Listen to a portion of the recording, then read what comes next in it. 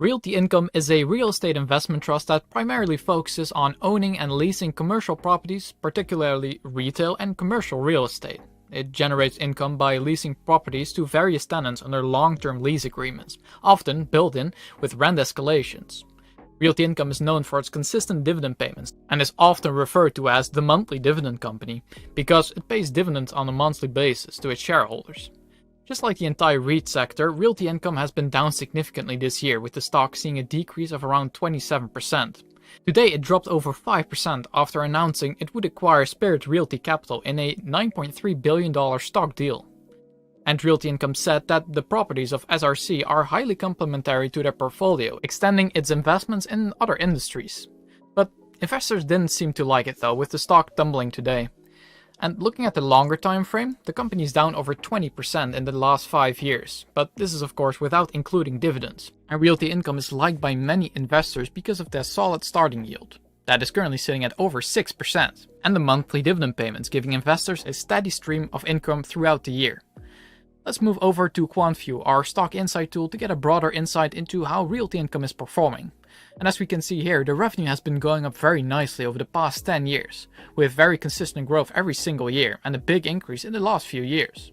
This is a recurring trend we can see in the EBITDA and funds from operations as well. Their FFO per share has been a little bit flat here and there, but it's in an uptrend in general.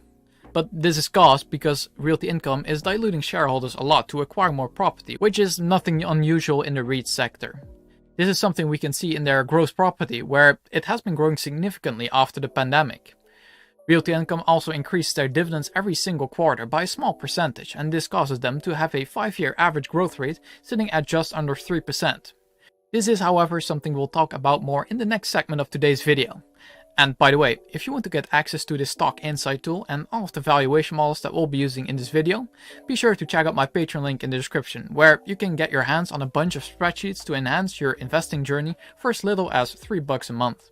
And with that out of the way, in today's video we will be taking a 3-step approach to thoroughly evaluate Realty Income and determine its fair value. Step 1. Margin of safety.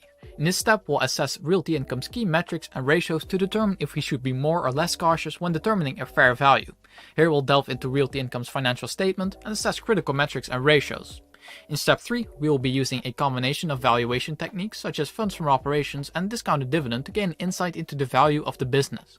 This step allows us to understand whether the stock is overvalued or undervalued in the current market based on different metrics. In conclusion, by combining the findings from the 3 steps, we'll ultimately determine the fair value of Realty Income as an investment opportunity. To get to this final valuation, we'll be using a margin of safety as well. A margin of safety will be based on the financial ratios, the financial health and the growth of the company, and we'll be using a standard margin of safety of 25% that can never go below 0%. The margin of safety can either increase or decrease based on the ratios that we'll be looking at in just a moment, and the severity that the margin of safety will increase or decrease by will be determined by using a scale. When we are using 4 colors in a scale, bright red will mean a 5% increase, orange will mean no change, light green will mean a 5% deduction, and bright green will mean a 10% deduction. When we're using 3 colors in a scale, bright red will mean a 5% increase, orange will mean no change, and bright green will mean a 5% deduction from a margin of safety. The first metrics that we'll be looking at are the margin and EBIT growth. The EBIT has gone up by a lot over the past years, going from $378 million in 2013 to over $1.3 billion in 2022. The average EBIT growth during this period is sitting at 15%, which is a 5% deduction in the margin of safety. If we look at the margin then, we can see that it has been slowly decreasing over the years, going from 51% in 2013 to 39% in 2022. The average margin decline during this period is 4%, which is in the red part of a scale, indicating a 5% increase in the margin of safety on this metric. The next metrics that we'll be looking at are dividend growth and debt to EBITDA. The dividends have grown very nicely over the years, going from $2.20 per share in 2014 to $3 a share in 2023. This gives them an average dividend growth rate of 3.6%, which is in the orange part of a scale, indicating no change in the margin of safety. To get to a debt to EBITDA ratio, we have to take the debt of the company, subtract the cash from it, and divide it by the EBITDA. Out of this, we get the amount of years of EBITDA it takes for the company to pay off all of their debt. And for Realty Income, this is sitting at 5.5 years, in this case a 550% debt to EBITDA ratio, which is in the red part of a scale, indicating yet another 5% increase in the margin of safety. The final two ratios that we'll be looking at are the occupancy rate and rent reversion rate. Occupancy rate is a key metric used in real estate analysis to measure the percentage of occupied rental units or properties within a specific portfolio. As we can see in the top left, only 1% of the property of Realty Income is currently vacant and not generating any rent, and this is very good. This gives them a 5% deduction in the margin of safety, seeing as it's above 91%. Rent reversion rate refers to the potential for rental rates to change when leases are renewed or new tenants are acquired for a property. As you can see, the rent margin has stayed around flat with a big dump in 2021, but it has regained itself in 2022. The average rent reversion rate during this period is then sitting at 1%, which is no change in the margin of safety as it's not higher than 5% and not lower than minus 2.5%. Looking alright so far for Realty Income, but let's go look at the valuation models next to determine the intrinsic value of the company. The first valuation model that we'll be using is the price to FFO mean reversion. Price to FFO, or funds from operations mean reversion, is a valuation model used to assess the attractiveness of a REIT stock price based on its historical FFO multiples. FFO is a key metric used for REITs as it represents the cash flow generated from their core operations. In this model, we compare the current price to FFO ratio to its historical average. And if the current ratio deviates significantly from the historical mean, it suggests that the stock may be undervalued or overvalued, and is expected to revert to its mean over time.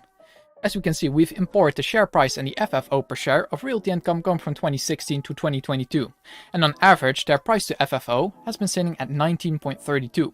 And doing the same with the trailing 12-month data, we only get a price to FFO of 11.38, indicating that it's significantly undervalued looking at its historical average.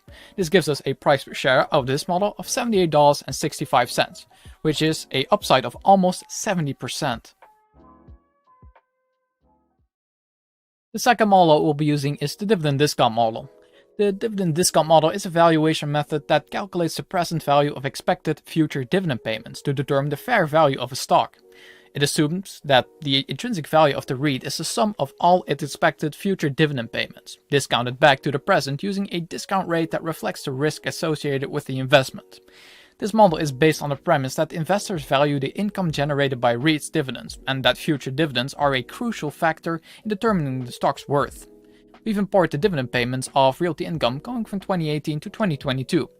Their average growth rate during this period has been sitting at 2.57%, and I'm projecting all of their future dividends to grow by 3%. I will be using a discount rate of 8.5% in this valuation. This leaves us with a price per share of this model of $56.37, which is an upside of almost 22%. And the last model that we'll be using is the AFFO multiple valuation.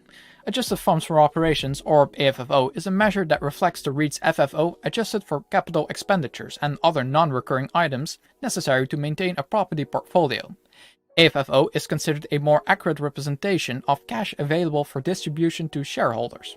The AFFO multiple valuation is similar to price to FFO, but it uses the AFFO metric instead. And by comparing the current market price to the AFFO, we can assess the relative value of the REIT compared to its peers. In this case, we've chosen two similar companies to Realty Income and imported their price to AFFO. On average, this price to AFFO is sitting at 14.54, while the price to AFFO of Realty Income is sitting at only 12.60, seeing that it's cheaper than its peers. And this gives us a price per share out of this model of $53.44, which is an upside of over 15%. Now that we've gone over our margin of safety determination and the valuation models, let's get to the final overview of a valuation next. Looking at our final overview, we've imported the price to FFO, discount dividend, and AFFO multiple valuation, giving us an average of $62.82.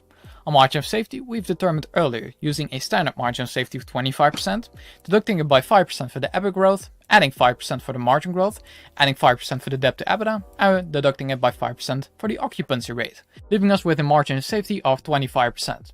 Applying this margin of safety, we get a fair value of $50.26, and with the current price of $46.31, we get an upside of around 8.5%, indicating that per our valuation, it is currently a hold. Now, if you want to get access to all of the valuation models that I use in my videos, including this video, and our stock insight tool, you can check in the description for my Patreon link, where you can get access to all of these things for as little as $3 a month. And if there's any other companies that you would like to see me cover on this channel, please let me know in the comments as well. and thanks for watching.